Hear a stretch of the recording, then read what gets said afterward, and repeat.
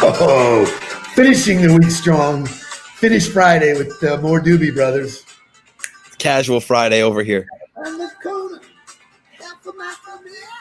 see the monkey run.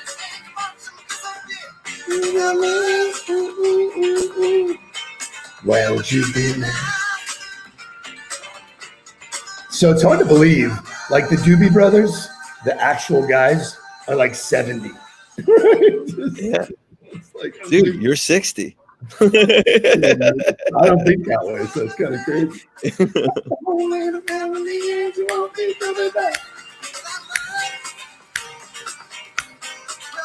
Good morning, Nudelberg Daily Huddle. Finish a Friday, baby. Let's go.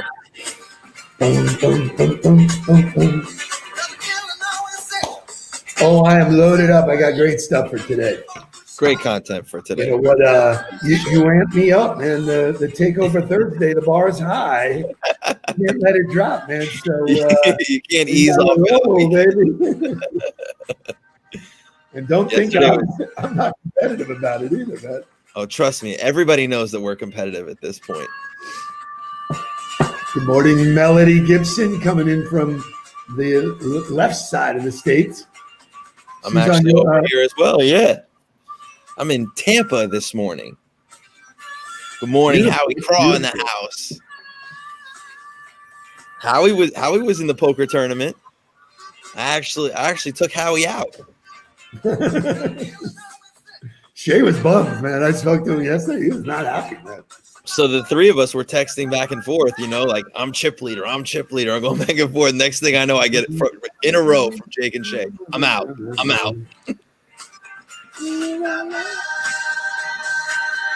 Good morning, Larry Long. Good morning, Kim. There we go. And that's the music for the day. It does look beautiful there, Mark. I got to tell you that. It's gorgeous. Really, not a cloud in the sky. Really, it's gonna be a hot day. Yeah, I was already up and out. I did my morning run this morning after yesterday was my tune-up day. We'll talk more about that yesterday. But, man, I had a great run, but it was hot. It's smoking here already. I mean, it's 8 o'clock and it's warm outside. Howie, I would do sunglasses, but I can't do sunglasses, Howie. It's just, I don't want to be looking at you guys with sunglasses on. Yeah, I don't know. You look like Weekend at Bernie's. Oh, my. So it is a fantastic Friday. I got lots of good stuff. I'm going to jump right in if that's okay, Mr. Nudelberg. I want to keep along the breakfast cereal conversation. When you talked about Dunkin' Donuts coming up with cereal, how about this one? Because you can't make this shit up. Kraft mac and cheese is now a breakfast food. Kraft wants you to wake up and smell the macaroni and cheese. And the company hopes the new breakfast label could take away from rebranding the box. They're rebranding the box. To talk about. I mean, come on, man. I have two logistic questions here. They're rebranding the box. Okay. They're putting breakfast on it instead of dinner. Are they moving it to the breakfast aisle in the grocery store? That's a spectacular question because one of the things about, product in a supermarket placement is where you are in the aisle and figuring it out, if you're top, you're bottom, where you are. So that would be a very interesting takeaway. That, what happens with it now? Would be fun to see. I really don't know. I really do not know. So anyway, Kraft macaroni and cheese. Will you partake in that? Never. I don't even partake in Kraft macaroni and cheese for dinner. So they got no chance to get me for breakfast. I don't even consider that food. Right? What is that? And they're gonna are they gonna add this to the remember the pyramid, the food pyramid? Is that going in on the bottom now for breakfast? Cheese in a box. There's something very wrong with that to start with. So anyway. It's a Freaky Friday. It's a Freaky Friday. Okay. Let's roll into some shout outs. Gigantic shout out to our friend Megan Riley. Megan Riley posted something, and this is the random part of social media. She posted something, big headline, I'm on a diet. So we're staying on the food thing. I'm on a diet. And it turns out that I'm not talking about a food diet. I'm talking about a people diet. And she calls out two people that she thinks about and admires. And yours truly was one of them. And you want to talk about humbling. She said, Steve Nudelberg is a superfood. His energy and zest for life are contagious. His book, Confessions of a Serial Salesman, is another healthy thing to consume. He gives da da da da da. I'm grateful to be on a diet of all of these kind of things. Shout out to Megan. Thank you so much for recognizing my gift and my passion for doing what I do. You recently came into my life. I think you're having coffee with her next week. I had coffee with her yesterday. We had first of all, that 15-minute, we had an actual 15-minute virtual cup of coffee, which was action-packed 15 minutes. You can't get better 15 minutes than that. And she's doing DMGB next week. She's a great interview. I interviewed her. And one of the coolest things about her is the podcast that she's doing, which launches very soon on Jesse Itzler's radio network, is Who's Your Mom? And she's actually going to people who have been successful. Who's your mama? Yeah. Yeah. I love it. Pretty cool. I don't think it gets better than that. So anyway, shout out to her. One more shout out. Doug, and I may slay your last name. I'm sorry, but it's Meridian. Mark, you had Meridian. So yep. Doug had coffee with you guys. Somebody posted about it. You guys were sharing information, which is the economy we live in, living in that world. And he said my name came up 4 times in 10 minutes, and he called that Hall of Fame, like batting 400. So, I'm going to try and be able to fit in this screen. Not only did your name come up, the book got shown and you were quoted a couple times. So I was like, all right, I've had enough of this conversation. I'm super grateful that, this is, this is the world I live in. So thank you. More shout outs. It's birthdays today. There's 3 significant people that I want to shout out. Number one is one of my favorite actors, one of my favorite movies, and this guy was in it. Doc Holliday was born in 1851 on this day. For those I'm your Huckleberry. I'm your Huckleberry. I was going to ask you that. So, one of my favorite characters in a movie. Loved him. Who played him? Val Kilmer. Thank you. Val Kilmer. Second on the birthday, and this would be second in my list. Michelle is in here, so I got to be careful. But this is my second hall pass. Halle Berry. Halle Berry. There's actually a song that's titled Halle Berry. Is it really? Oh yeah, there's a hip hop song called Halle Berry. I love that. That's really cool. And then last but not least, and I will say that this guy is such a great role model. This guy exemplifies overcoming obstacles. He's just amazing, and I will do his top 10 at some point. But happy birthday, Magic Johnson. First of all, if your first name is Magic, you got to live up to it. But does he personify the word smile? 100%, and entrepreneur. Guy's an unbelievable businessman. Unbelievable businessman, unbelievable role model to all of us, and certainly his bout.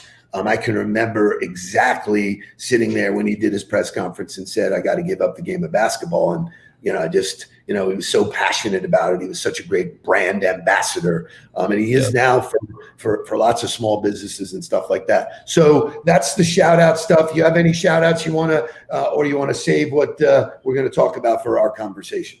We can save what we're talking about for our conversation. Okay, so I want to revisit what I did yesterday. Yesterday, I did this. I called a big timeout and took what I called the recovery day.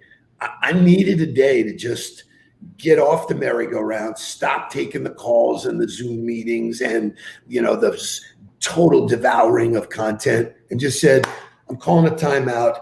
I'm getting off the merry-go-round. I'm just not going to do it. I slept in. For me, 6 o'clock, forget about it. I did the huddle, but right after the huddle, had some little errands to run, then went and had lunch I went to my chiropractor. Thank you, Chris Fox. He used to be the chiropractor for the Jets. So we always have a good time when we go there. But his wife, who he works with, when I told her why I was coming in, she said, "You're coming in for a tune-up." And I said, "Well, what do you mean?" And she goes, "Well, you drive a nice car, right?" I go, "Yeah." And she goes, "You take care of it like when it needs to go in the shop. You take it in regularly. The computer tells you, hey, come in, you need service." And boom, you take it in and then it rides great. Well, as a human being, if you don't take care of the machine, and so she eloquently put it, she goes, "I'm glad to see you're coming in for a tune-up." And I did. I will tell you, it aligned the idea of chiropractic. My original chiropractor years ago told me the spine is, what controls your whole body. And if you look at it like a hose, and if water's flowing through the hose and there's a kink in the hose, the water backs up, and that's where all the organs and things rot. So I went, took care of the body, did that, had lunch on the beach, drank a couple of Red Stripes, sat out in the sun, swam in the ocean, had a burrito for dinner, which I haven't had a burrito. And, so I want to bring up this topic that while we are routine junkies, in the word routine, if you drop 3 of the letters out of it, you get rut. And it's so easy to get there. I think, especially coming from the sports world, where every day is the same during the season. Like every Monday is the same, every Tuesday is the same. If you don't throw things in there to spice it up, and we would do this especially during camp, like August before the season started, when you're in that monotonous grind of the exact same routine every single day, there would be a morning where we would bring the team in and we would, act like it was about to be the normal day and say, all right, guys, get to the locker room, get your bathing suits on. We're going to the splash pad for the day. And you took them out of that, that mental grind of, I got to get back to it. We got to keep getting 1% better every single day. And you actually alleviate some of that pressure and create more room for growth by doing that. Brilliant, dude. God, I love you. You create more room for growth. So what I did yesterday was clean out, rest, distract my brain. I woke up this morning. In 1 hour this morning, I had the most amazing run to the beach. I did my bridge sprints. I crushed the workout. So what I want to do here today, and I'm having this conversation with lots of leaders. Christy, we've had this conversation. Kim, we've had this conversation. Lori, we've had this conversation, that if you don't understand that either yourself or the people around you can be experiencing burnout, that empathy, you need to have that empathy for yourself and for everybody else. So in April, there was a survey of workers that said that they may be experiencing burnout. 45% of the respondents said that they are burned out. 36% said that their organization is not taking steps to help them. 20% said they receive mental and physical wellness resources at work. That's 2 out of every 10. Yada, yada, yada. So this idea of burnout is very, very real. There are real pressures that people are talking about. Now, at the beginning of this, people were starting to say, oh, you know what? We're all in this together. Excuse the boating reference, but you know what? We're all in the same boat. I'm going to say absolute bullshit.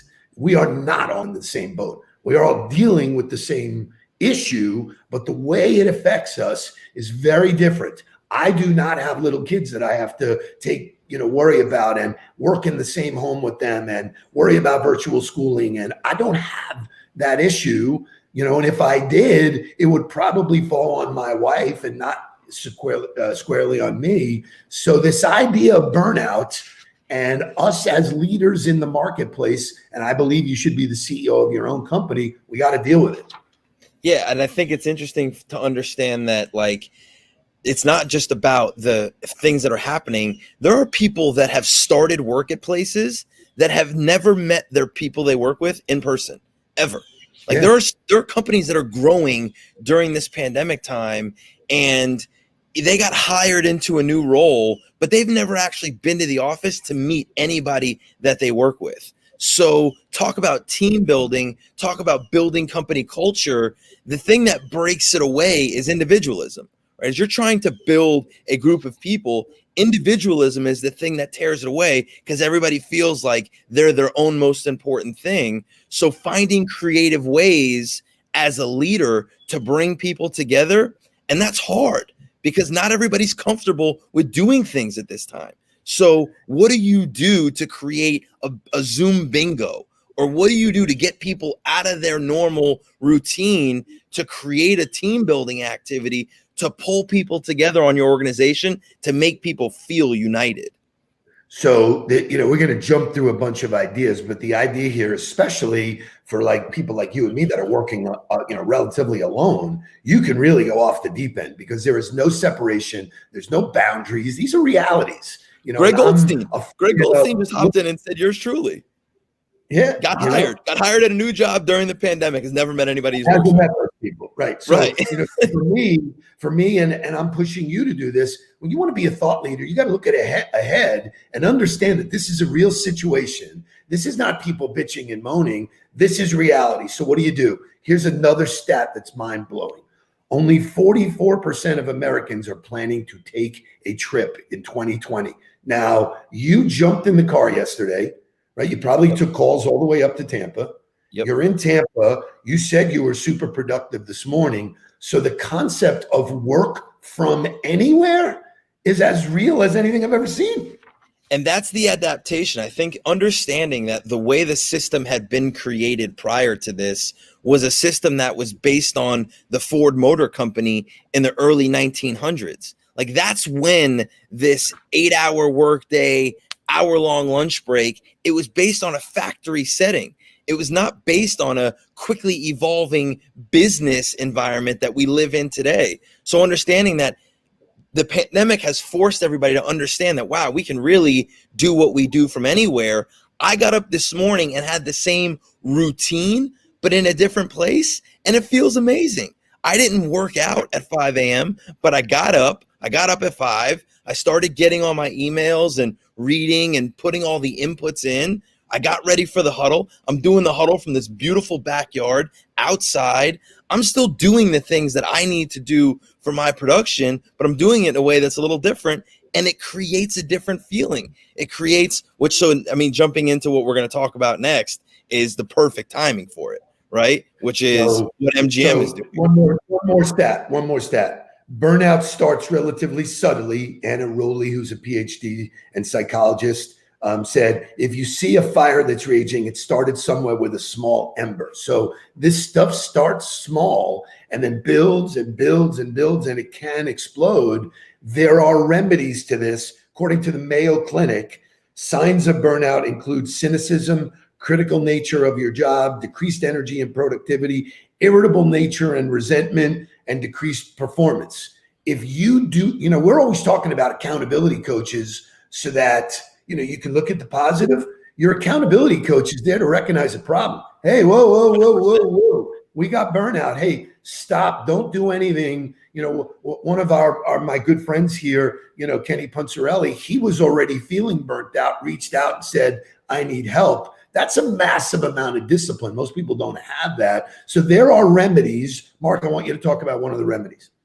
So can I jump into MGM? Can I jump right into Yeah. So MGM has created the work from the Aria or work from the Bellagio scenario, where if you're working from home, they've actually put together 3 different packages, 3 tiers of packages for people to come work from the property. And along with what you get with that, there's a virtual assistant that helps you set your day. There's food credits for everything on the property. There's access to amenities and pools that you wouldn't normally get because you're there as a working guest. So, okay, you've got comfortable working from home, you're feeling burned out, do something and go work from the Aria and add a new twist to what you're doing and what's happening and let it invigorate you. Unbelievable idea by the MGM. I love that. That's our friend Brett Sadler out there, and that's, I think, real innovation. and something that's going to carry forward. The fact that you can work on it from anywhere, work from somewhere else, get in the car, drive, fly if you will, but the work doesn't stop. Or, this other side of it is, if you say to yourself, I need a break. So this whole idea of a mental health day, which I think is real, I want to give 5 examples, 5 questions you can ask yourself. We got a couple of minutes left. So before you take a mental health day, here are 5 questions you can ask yourself. Why do I need a mental health day? Before you declare you're going to take the day off, spend a few minutes thinking about your mental health. Do an assessment for yourself. Are you feeling burnt out? Are you feeling like you're grinding the gears, man? If you're in the car and it's like everything is hard, take your foot off the gas and just cruise. I love the second question is, how will I spend my time? Because if you take a mental health day and you sit on the couch all day, which this is where TGIS comes from. If you spend Saturday and Sunday sitting on the couch, binge watching Netflix for 2 days, you haven't really done a whole lot to recharge your batteries. Sometimes that can be almost worse for you to do that, because you come back feeling more negative about yourself, that you didn't get anything done, or that you feel more lethargic. So sometimes you have to really evaluate, what do I need to do? Maybe I should just go sit on the beach and read a book. Maybe I should ride my bike up and down, the neighborhood, and get out and listen to something that's going to make me feel good. You have to really evaluate how you're going to spend your time. I love that. And that leads to number 3 is, how will this day off help me? I can tell you, I rested both mentally and physically. I did the things that make me feel good. I wrote them down with the same kind of commitment I have. Jason Muntner, who's in here, says, man, your work ethic is admirable and contagious and all like that. Well, so is my non-work ethic. Needs to be just as important. And I designed a day that had beach, beers, time with my lady, food that I wouldn't normally eat, all of those things that made me feel fucking great. I'm fired up today, keep going. That's exactly right.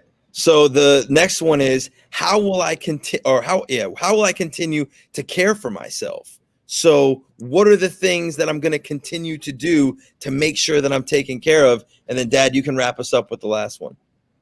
Yeah. So the idea here is that we're closing up perfectly for a Friday. Who should I tell? And what should I tell them? So, for me, I said something to Mark, and, yesterday, right after the huddle, and I said, listen, I designed a mental health day for me. I'm off the grid. We're hard at it. We have a lot of stuff. I give till I got nothing left to give. I fed myself. So, the commercial, got milk. Well, I'm going to give you a shirt that says get fed. Feed yourself the things, and that's what Megan Riley said. Feed yourself the things that make you feel good. That diet, reading, writing, exploring, the sun, just swimming in the ocean made me feel better. So figuring out who you're going to tell. And for those of you who are employed, if you do it with genuine and authentic nature, I got nothing left to give. I need this time. Otherwise, I'm going to explode. That will be a test of who you work for and why you work for them. It's all about purpose. And conversations with the clients we're having, the CEOs, the VP of sales, all the people down, they get it. They're reaching back out to their people to say, we are a family. We take care of each other. There is more to it than just this day. And it's a marathon. Go back to close with the song from the Doobie Brothers, Long Train Running. That's what we did today. We are on a long train, man. That thing is going, going, going. And one afternoon, taking care of yourself will do more than grinding the gears through it. So there you have it. If you need to take the weekend off, then you do it. You have my permission. Mark, do they have your permission? Absolutely. Do what you need to do to get yourself that space to get 1% better. Gotta love it, man. You enjoy your weekend in Tampa with your lady and your boy and some other friends. We're doing the same thing. We got family in town. We're actually going to maybe go play a little drive shack, so love it. Doing some different things, breaking up the routine, getting out of the rut. You guys go make it a great weekend. We'll be back live and in charge on Monday. we should have a new music guest for next week. So who will that be? See you guys.